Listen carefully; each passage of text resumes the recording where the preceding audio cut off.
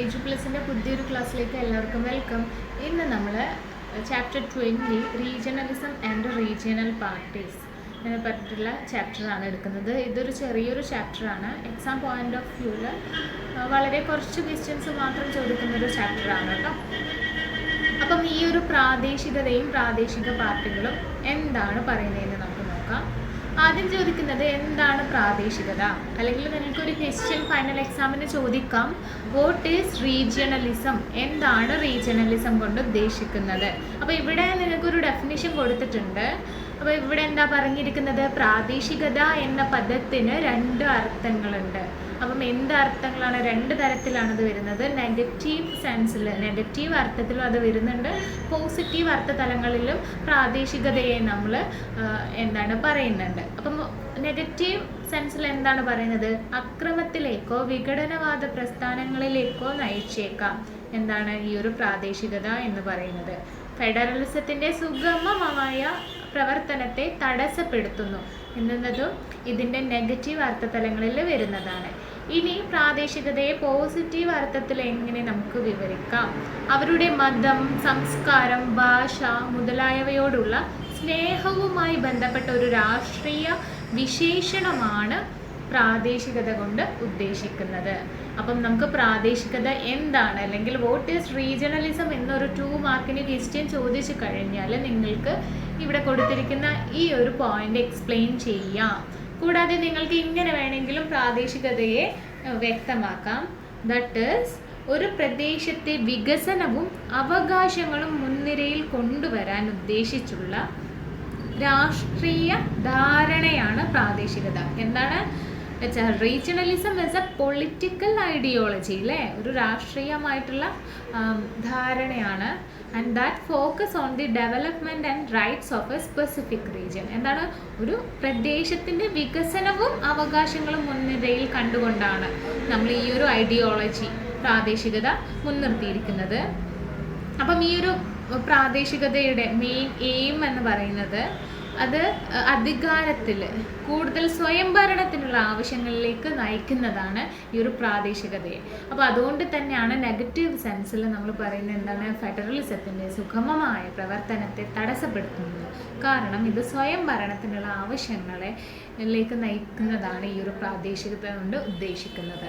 അപ്പോൾ ഇനി നമുക്ക് നെക്സ്റ്റ് എന്താണ് ഇതിൻ്റെ വിവിധ രൂപങ്ങൾ, പ്രാദേശികത അല്ലെങ്കിൽ പ്രാദേശികവാദത്തിൻ്റെ വിവിധ രൂപങ്ങൾ എന്താണെന്ന് നോക്കാം. അതിൽ ഫസ്റ്റ് വരുന്നത് സംസ്ഥാന സ്വയംഭരണത്തിനുള്ള ആവശ്യം. ഇവിടെ എന്താ പറയുന്നത്, ഈ ഒരു സംസ്ഥാന സ്വയംഭരണത്തിനുള്ള ആവശ്യം ഇവർ വെക്കുന്നുണ്ട്. അതായത് പ്രാദേശികവാദം പലപ്പോഴും കേന്ദ്രത്തിൽ നിന്ന് കൂടുതൽ സ്വയംഭരണത്തിനുള്ള സംസ്ഥാനങ്ങളുടെ ആവശ്യത്തിലേക്ക് നയിച്ചിട്ടുണ്ട്. അപ്പോൾ എന്താ ഇവിടെ പറയുന്നത്, അതായത് ഇതിൻ്റെ ഒരു വൺ ഓഫ് ദ ഫോമാണ് സംസ്ഥാന സ്വയംഭരണത്തിനുള്ള ആവശ്യം. അപ്പോൾ ഇതൊന്ന് ഡിഫൈൻ ചെയ്യാന്നുണ്ടെങ്കിൽ നമുക്ക് പറയാം, കൂടുതലും ഈ ഒരു പ്രാദേശികവാദം മുൻനിർത്തുന്നത് അതായത് കേന്ദ്ര ഗവൺമെൻറ്റിൽ നിന്നും സ്വയംഭരണത്തിന് ഉള്ള ഒരു അവകാശം അല്ലെങ്കിൽ ആ ഒരു ആവശ്യം സംസ്ഥാനങ്ങൾക്ക് വേണ്ടിയിട്ട് ആണ് ഇത് മുൻനിർത്തുന്നത്. ഒന്ന്. രണ്ടാമത് വരുന്നത് യൂണിയനിൽ നിന്നുള്ള പിന്തുടർച്ചയാണ്. എന്താണ് യൂണിയനിൽ നിന്നുള്ള പിന്തുടർച്ച കൊണ്ട് ഉദ്ദേശിക്കുന്നത്? ഇത് പ്രാദേശികവാദത്തിൻ്റെ അപകടകരമായിട്ടുള്ള രൂപമാണ്. എന്താണ് പ്രാദേശികവാദത്തിൻ്റെ ഈ ഒരു റീജിയണലിസത്തിൻ്റെ ഒരു മോസ്റ്റ് ഡേഞ്ചറസ് ആയിട്ടുള്ള ഒരു ഫോമാണെന്ന് നമുക്ക് ഈ ഒരു വാദത്തെ നമുക്ക് പറയാം. എന്തുകൊണ്ടാണ് അതങ്ങനെ പറയാൻ നിൽക്കുന്നത്? നേരത്തെ പറഞ്ഞ പോയിന്റിനോട് സമാനം തന്നെയാണ് ഈ ഒരു പോയിന്റും വരുന്നത്. അതായത് സ്വതന്ത്ര ഐഡന്റിറ്റി, സംസ്ഥാനങ്ങൾക്ക് കേന്ദ്രത്തിൽ നിന്നും വേർപെട്ട് ഒരു സ്വതന്ത്ര ഐഡന്റിറ്റി സ്ഥാപിക്കാൻ ശ്രമിക്കുമ്പോഴാണ് ഈ ഒരു പ്രാദേശികത രൂപപ്പെടുന്നത്. അപ്പോൾ 2 തരത്തിലുള്ള രൂപങ്ങളാണ്, ഫോംസ് ആണ് ഇപ്പം ഇവിടെ നമ്മൾ പറയുന്നത്. ഒന്ന് സംസ്ഥാന സ്വയംഭരണത്തിനുള്ള ആവശ്യം, രണ്ടാമത് വരുന്നത് യൂണിയനിൽ നിന്നുള്ള പിന്തുടർച്ച. അപ്പം ഇതാണ് പ്രാദേശികതയുടെ വിവിധ രൂപങ്ങളിൽ പെടുന്നത്. ഇനി നമുക്ക് നെക്സ്റ്റ് നോക്കാൻ പറ്റുന്നത് ഇന്ത്യയിലെ പ്രാദേശികവാദത്തിൻ്റെ വികസനം. എങ്ങനെയാണ് ഇന്ത്യയിലെ പ്രാദേശികവാദം വികസിച്ച് റീജിയണലിസത്തിൻ്റെ ഡെവലപ്മെൻറ്റ് ഇന്ത്യയിൽ ഉണ്ടായിരുന്നതെന്ന്. അപ്പം ഇന്ത്യൻ രാഷ്ട്രീയ വ്യവസ്ഥയിൽ പ്രാദേശികവാദം ഒരു പുതിയ പ്രതിഭാസമല്ല. അപ്പം എന്താണ് ഈ ഒരു ഇന്ത്യൻ പൊളിറ്റിക്കൽ സിസ്റ്റം എടുത്തു നോക്കുന്നതാണെങ്കിൽ പെട്ടെന്ന് പൊട്ടിപ്പുറപ്പെട്ടതല്ല ഈ ഒരു പ്രാദേശികവാദം കൊണ്ട് പറയുന്നത്. അപ്പോൾ ഇത് നമുക്ക് എപ്പോഴായിരുന്നു ഉണ്ടായിരുന്നത്? സ്വാതന്ത്ര്യത്തിന് മുമ്പുള്ള നാളുകളിൽ വരെ ഈ ഒരു പ്രാദേശികവാദം ഉണ്ടായിരുന്നു.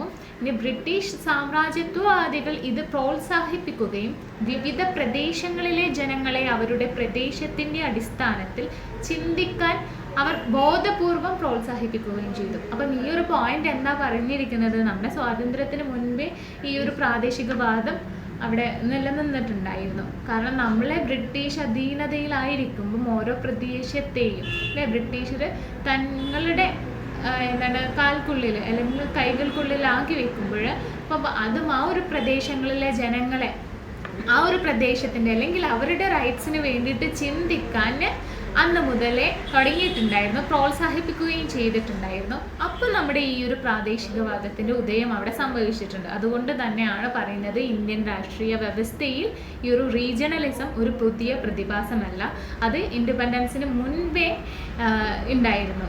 സ്വാതന്ത്ര്യാനന്തരം നേതാക്കൾ തങ്ങൾ ഒരു രാഷ്ട്രത്തിൽപ്പെട്ടവരാണെന്ന തോന്നൽ ജനങ്ങളിൽ വളർത്താൻ ശ്രമിച്ചു.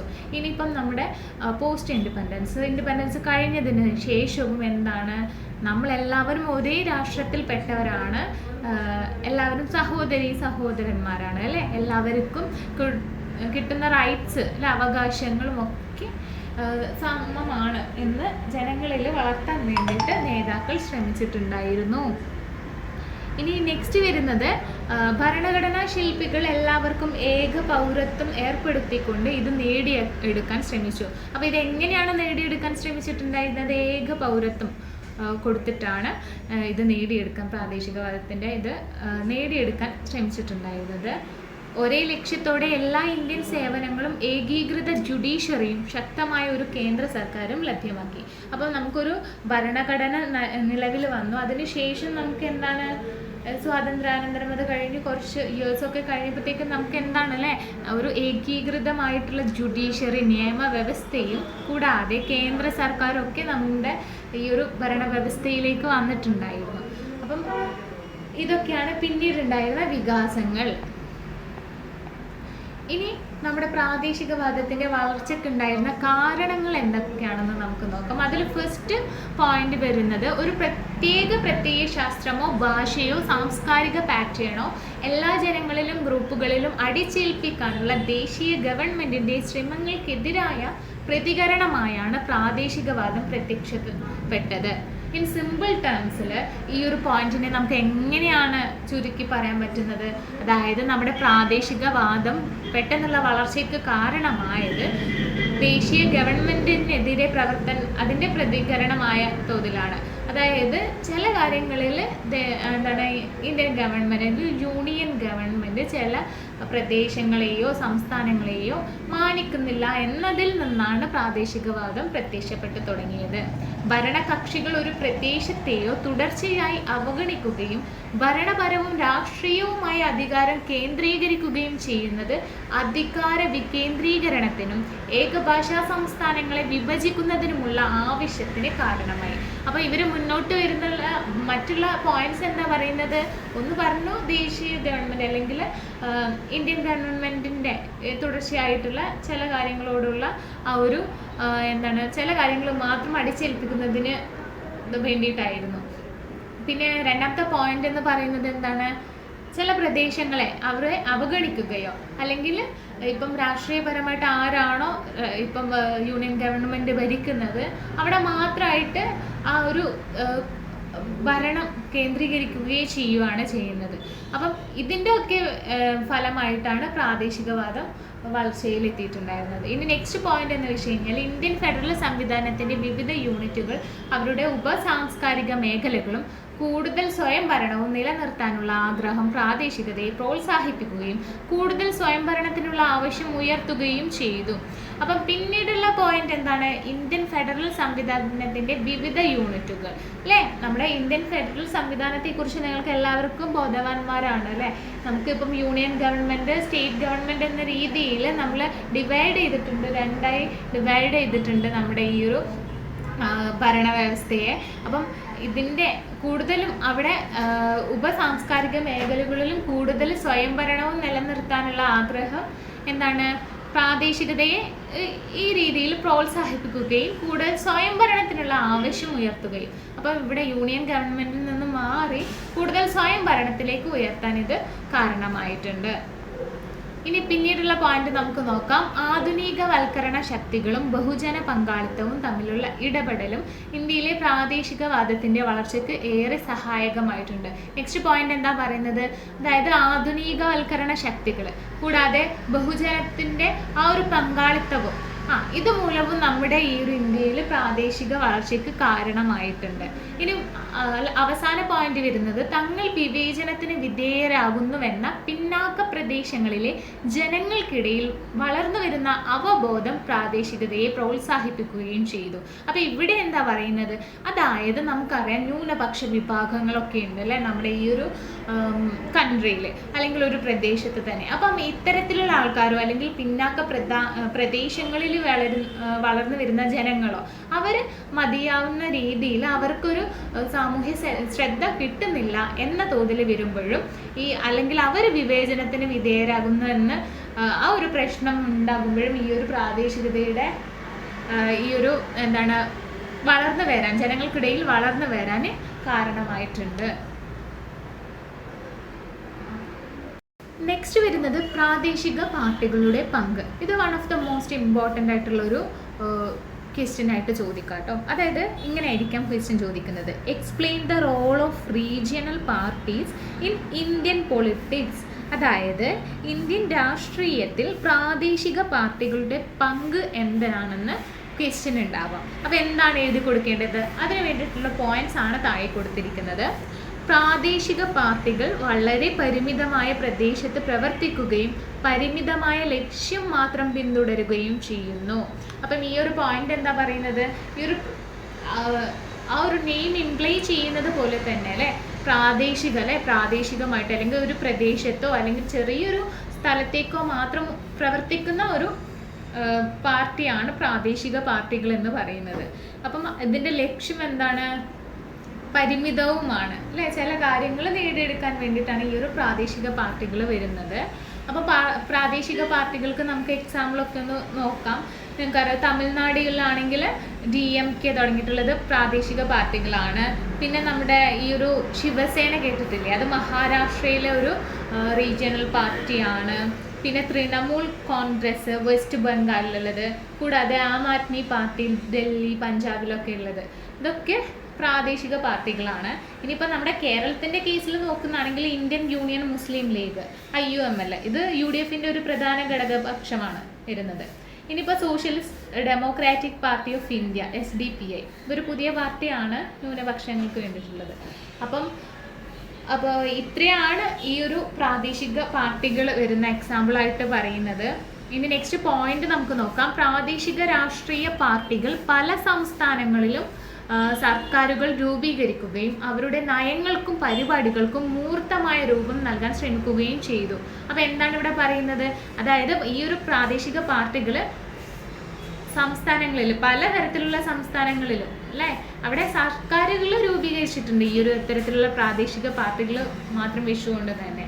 അപ്പം അതോടുകൂടെ തന്നെ അവരുടെ ആ ഒരു നയങ്ങളും കാര്യങ്ങളും അവർക്ക് ഉന്നതിയിലെത്തിക്കാൻ കഴിഞ്ഞിട്ടുണ്ട്. ഇനി മൂന്നാമത്തെ ഒരു പോയിന്റ് എന്ന് വെച്ച് കഴിഞ്ഞാൽ പ്രാദേശിക രാഷ്ട്രീയ പാർട്ടികൾ വിദൂര പ്രദേശങ്ങളിലെ ജനങ്ങളുടെ ശ്രദ്ധ വിവിധ രാഷ്ട്രീയ സാമ്പത്തിക വിഷയങ്ങളിൽ കേന്ദ്രീകരിക്കുകയും അവരുടെ രാഷ്ട്രീയ ഉണർവിന് സംഭാവന നൽകുകയും ചെയ്തിട്ടുണ്ട്. അപ്പം ഇവിടെ ഉദ്ദേശിക്കുന്നത് എന്താണ്?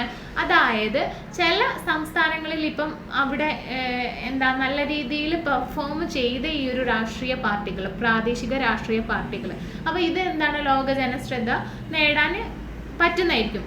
എക്കണോമിക് ആയിട്ടും അല്ലെങ്കിൽ പൊളിറ്റിക്സ് ഇത്തരത്തിലുള്ള സബ്ജക്റ്റിൽ ഇവർ കൂടുതൽ കോൺസെൻട്രേറ്റഡ് ആണെങ്കിൽ അത് ലോക ജനശ്രദ്ധ നേടും.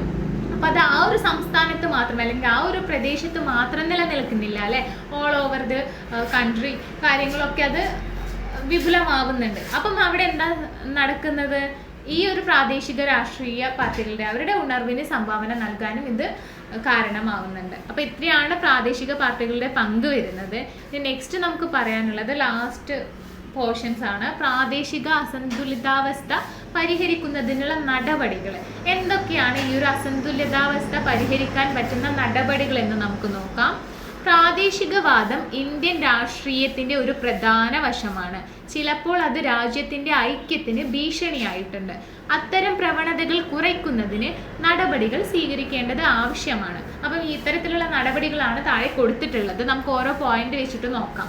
ഇതുവരെ അവഗണിക്കപ്പെട്ടിരുന്ന പ്രദേശങ്ങളുടെ വികസനം പ്രോത്സാഹിപ്പിക്കുക. അതിലൂടെ അവർക്ക് ദേശീയ മുഖ്യധാരയുടെ ഭാഗമായി തോന്നും.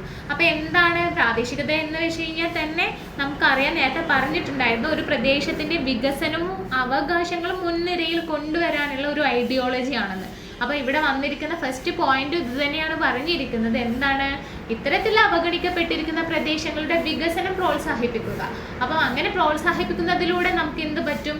ഈ ഒരു പ്രാദേശികതത്തിൻ്റെ അതിൻ്റെ ഇവരും ആ ഒരു കാര്യം ഇവിടെ നോർമലൈസ് ആവുന്നതാണ്. അപ്പം ഇത്തരത്തിൽ അവഗണിക്കപ്പെടുന്നവരും വികസനത്തിൻ്റെ പാതയിൽ എത്തുമ്പോൾ എന്താണ്, അവരും ദേശീയ മുഖ്യധാരയിൽ ദേശീയ തലത്തിൽ വരുന്നുണ്ടെന്ന അല്ലെങ്കിൽ ആ ഒരു തോന്നൽ അവിടെ ഉണ്ടാവുന്നുണ്ട്.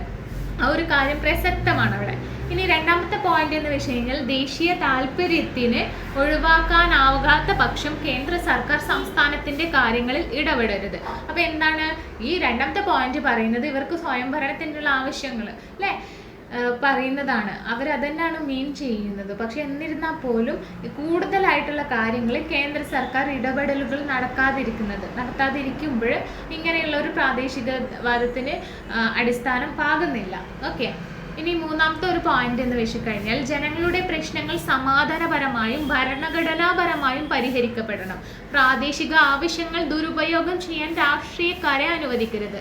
അപ്പം പിന്നീടുള്ള പോയിന്റിൽ ഇപ്പം പറയുന്നത് എന്താണ്? ജനങ്ങൾക്ക് പ്രശ്നങ്ങൾ ഉണ്ടാവും അല്ലേ, ആ ഒരു പ്രശ്നങ്ങൾ നല്ല രീതിയിൽ സമാധാനപരമായിട്ട് പരിഹരിക്കപ്പെടണം. ഇത് ഭരണഘടനാപരമായ രീതിയിലും അല്ലേ, നമുക്ക് നീതിന്യായ വ്യവസ്ഥയൊക്കെ ഉണ്ട്. ആ ഒരു രീതിയിലാണെങ്കിൽ നല്ല രീതിയിൽ പരിഹരിക്കപ്പെടാൻ ശ്രമിക്കുമ്പോൾ എന്താണ് ഇതിൻ്റെ ഒരു പ്രാദേശികതയുടെ അസന്തുലിതാവസ്ഥയ്ക്ക് ഒരു പരിഹാരമാണ് വരുന്നത്. അപ്പം ഇതിൽ രാഷ്ട്രീയക്കാരെ ഇൻവോൾവ്മെൻറ്റ് ചെയ്യിക്കരുതെന്നാണ് പറയുന്നത്. അങ്ങനെ ഇൻവോൾവ്മെൻറ്റ് വെക്കുമ്പോൾ അതിന് പലതരത്തിലുള്ള ദുരുപയോഗങ്ങൾ അവർ സൃഷ്ടിക്കുന്നുണ്ട്. ഇനി പിന്നീടുള്ള ഒരു പോയിന്റ് എന്ന് വെച്ച് കഴിഞ്ഞാൽ ദേശീയ പ്രാധാന്യമുള്ള വിഷയങ്ങൾ ഒഴികെ സംസ്ഥാനങ്ങൾക്ക് സ്വന്തം കാര്യങ്ങൾ നടത്താനുള്ള സ്വാതന്ത്ര്യം നൽകണം എന്നാണ്. അതായത് കൂടുതലും സംസ്ഥാനങ്ങൾ അവരുടെ കാര്യങ്ങളിലേക്ക് പ്രവൃത്തി മേഖലകളിലേക്ക് വ്യാപിക്കണം. കേന്ദ്ര സർക്കാർ കൈകടത്താതിരിക്കണം എന്നുള്ളൊരു ആവശ്യം ഇവർ ഉന്നയിക്കുന്നുണ്ട്. അപ്പം ദേശീയ പ്രാധാന്യമുള്ള വിഷയങ്ങൾ ഒഴിച്ചിട്ട് ബാക്കിയുള്ള എല്ലാ കാര്യങ്ങളിലേക്കും സംസ്ഥാനങ്ങൾക്ക് സ്വന്തം കാര്യങ്ങൾ നടത്താനുള്ള ആ ഒരു സ്വാതന്ത്ര്യം നൽകണമെന്ന് പറയുന്നത്. അപ്പോൾ ഇതിലൂടെയും നമുക്ക് ഈ ഒരു അസന്തുലിതാവസ്ഥ പരിഹരിക്കാൻ പറ്റുന്നതായിരിക്കും. ഇനി അവസാന പോയിന്റ് വരുന്നത് സംസ്ഥാനങ്ങൾക്ക് അനുകൂലമായി കേന്ദ്ര സംസ്ഥാന ബന്ധങ്ങളിൽ മാറ്റങ്ങൾ അനിവാര്യമാണ്. കൂടാതെ പ്രാദേശിക വികാരങ്ങളും രാഷ്ട്രത്തോടുള്ള അടുപ്പവും മറികടക്കാൻ ആളുകളെ സഹായിക്കുന്ന ഒരു ദേശീയ വിദ്യാഭ്യാസ സമ്പ്രദായം അവതരിപ്പിക്കുന്നു. അപ്പോൾ ഇവിടെ എന്താ ഉദ്ദേശിക്കുന്നത്? ഈ സംസ്ഥാനങ്ങൾക്ക് കൂടുതലായിട്ട് അനുകൂലമായിട്ട് മാറണമെന്ന് ഈ ഒരു കേന്ദ്ര സംസ്ഥാന ബന്ധങ്ങൾ അത്രയൊക്കെ മാറ്റങ്ങൾ കൊണ്ടുവരണം, അത് അനിവാര്യമാണെന്ന് പറയുന്നുണ്ട്.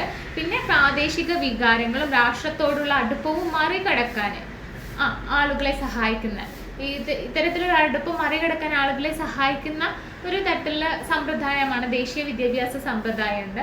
അത് അവതരിപ്പിക്കാനും പറയുന്നുണ്ട്. ഇതിലൂടെ നമുക്ക് ഈ പറയുന്ന പ്രാദേശികതയുടെ അസന്തുലിതാവസ്ഥ പരിഹരിക്കാൻ പറ്റുന്നതായിരിക്കും. അപ്പോൾ ഇത്രയും കാര്യങ്ങളാണ് ഇന്നത്തെ ഈ ഒരു ചാപ്റ്ററിലുള്ള ചെറിയൊരു സിമ്പിൾ ചാപ്റ്ററാണ് കേട്ടോ വരുന്നത്. അപ്പോൾ ഡീറ്റെയിൽ ആയിട്ട് കാര്യങ്ങളൊന്നുമില്ല. എന്താണ് റീജിയണലിസം എന്ന് നിങ്ങൾക്ക് ക്വസ്റ്റ്യൻ വന്നു കഴിഞ്ഞാൽ ചോദിക്കാം. പിന്നെ ഒരു മൾട്ടിപ്പിൾ ചോയ്സ് ക്വസ്റ്റ്യൻ ആയിട്ട് ചോദിക്കാൻ പറ്റുന്നത് റീജിയണലിസം പ്രൊമോട്ട് ചെയ്യുന്നത്, അതായത് പ്രാദേശികവാദം അല്ലെങ്കിൽ പ്രാദേശികത പ്രൊമോട്ട് ചെയ്യുന്നത് എന്തിനെയാണ്? അപ്പോൾ എന്തിനെയാണ് പ്രൊമോട്ട് ചെയ്യുന്നത്? ലോക്കൽ ഐഡൻറ്റിറ്റീനെയാണ് കേട്ടോ. അതായത് പ്രാദേശികത തിരിച്ചറിയാൻ വേണ്ടിയിട്ടാണ് ഇത് പ്രൊമോട്ട് ചെയ്യുന്നത് പ്രാദേശികവാദം. അപ്പോൾ അത് അതിൻ്റെ ഒരു ആൻസർ ആയിട്ട് എഴുതാം. പിന്നെ ഒരു ക്വസ്റ്റ്യൻ നിങ്ങളോട് ട്രൂ ഓർ ഫോൾസ് ക്വസ്റ്റ്യൻ ആയിട്ട് ചിലപ്പോൾ ചോദിക്കാം. A party which generally operates within a limited geographical area is called. അതായത് ഒരു കുറച്ച് ഭാഗങ്ങളിലേക്ക് ജിയോഗ്രഫിക്കൽ ഏരിയയിലേക്ക് മാത്രം ഭൂപ്രദേശത്തേക്ക് മാത്രം ഒതുങ്ങിക്കൂടുന്ന ഓപ്പറേറ്റ് ചെയ്യുന്ന പ്രവർത്തിക്കുന്ന ആ ഒരു പാർട്ടിയെ എന്താണ് നിങ്ങൾ പറയാമെന്ന്. അപ്പോൾ അത്തരത്തിലുള്ള പാർട്ടിയെ നമ്മൾ എന്താ വിളിക്കുന്നത്? റീജിയണൽ പാർട്ടീസ് എന്നാണ് അല്ലേ പറയുന്നത്. അപ്പോൾ നിങ്ങൾക്ക് ഓപ്ഷൻ ചിലപ്പോൾ തന്നിരിക്കാം, political party, national party, regional party. അപ്പോൾ നിങ്ങൾ ഈ ഒരു ക്വസ്റ്റ്യൻ കാണുമ്പോൾ എന്താണ് പിക്ക് ചെയ്യേണ്ടത്? റീജിയണൽ പാർട്ടിയാണ് അല്ലേ. റീജിയണൽ പാർട്ടിയാണ് ഒരു ലിമിറ്റഡ് ജോഗ്രഫിക്കൽ ഏരിയയിൽ അല്ലേ, ഒരു കുറച്ച് ഭൂപ്രദേശത്ത് മാത്രമായിട്ട് അവരുടെ പ്രവർത്തനങ്ങൾ നടത്തിക്കൊണ്ട് പോകുന്നത് റീജിയണൽ പാർട്ടീസാണ്. അപ്പം അതിൻ്റെ ആൻസർ ആയിട്ട് നമ്മൾ എഴുതുമ്പോൾ റീജിയണൽ പാർട്ടി എന്ന് പറയാം. അപ്പോൾ ഇത്രയാണ് ഇവിടുന്ന് വരുന്ന ക്വസ്റ്റ്യൻസ് ഒക്കെ ചോദിക്കുന്നത്. പിന്നെ ഞാൻ നേരത്തെ പറഞ്ഞല്ലോ റീജിയണൽ പാർട്ടീസിൻ്റെ റോൾ എന്താണ് ഇന്ത്യൻ രാഷ്ട്രീയത്തിൽ, പ്രാദേശിക പാർട്ടികളുടെ പങ്ക്. അപ്പോൾ ഇതൊക്കെ മനസ്സിലൊന്ന് വെച്ച് നോക്കണം. അപ്പോൾ ഇത്രയും കാര്യങ്ങളാണ് ഈ ഒരു ഇതിൽ നിങ്ങൾ പഠിക്കേണ്ടത്. എനിവേ ക്ലാസ് വൈൻഡപ്പ് ചെയ്യാണ്. Thank you.